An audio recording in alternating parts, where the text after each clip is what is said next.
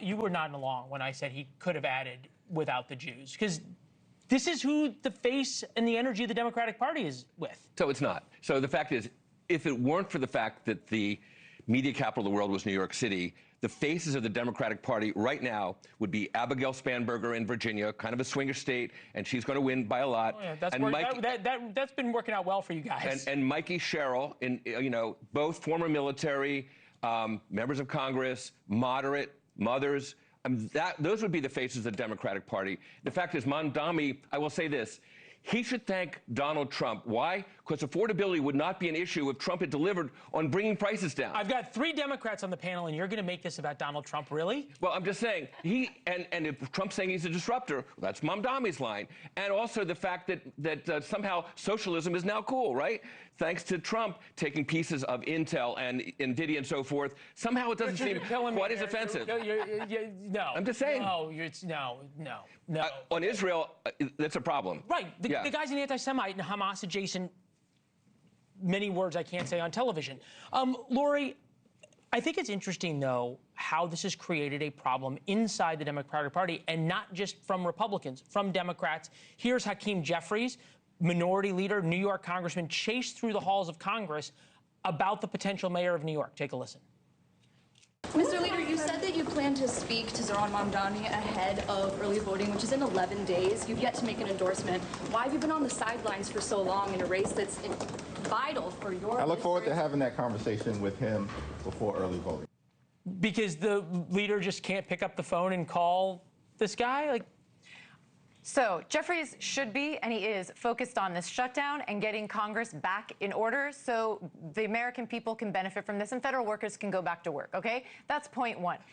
This guy is talking about affordability. He is talking solely about the economy and making things relatable for everyday voters. And that's what people care about. Offering free buses, making sure that there are controls on for 4 years on not increasing rent, pricing costs of everything in New York City.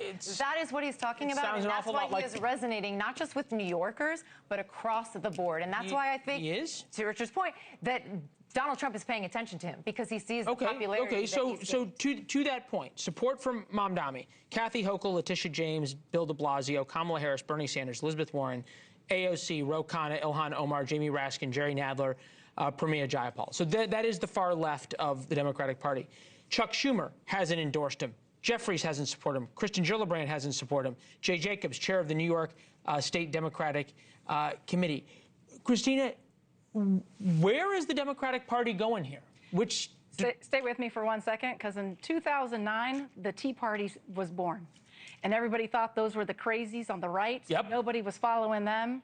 And a decade later, what started off as the Tea Party with the crazies, brought us over to the MAGA side, and now the MAGA revolution has begun. Sarah Palin started MAGA. Fair enough. Well, so Zohran Mamdani started this revolution? I don't know that he started it. I would argue Bernie or AOC or whatever. Okay. And all of those kind of folks.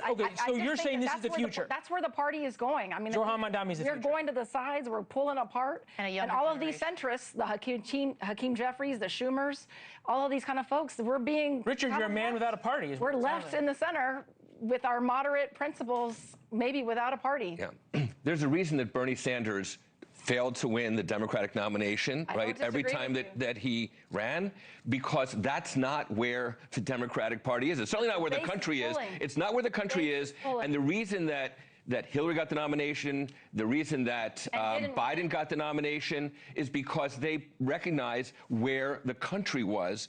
And yes, there is this leftward pull, but I'm just saying the people, Democrats want to nominate somebody who will win. That is the primary objective, and they realize that a guy with Mamdani is not going to carry Pennsylvania, Wisconsin, and Michigan. And caring more about winning than being right.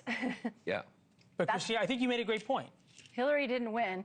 Biden won because we were scared of Trump, and some folks, that was more a vote against Trump. Kamala didn't win because she didn't offer, she was trying to have a vote against Trump again, and that didn't win again. He offered a vision of something that people were voting for, not necessarily voting against. People vote for something, and you pointed out there are things that Mamdani's talking about for as awful as they are, that people are voting for. Affordability. That's the word. All right, Richard, Laurie, Cristina, you all be back. This was awesome. You saw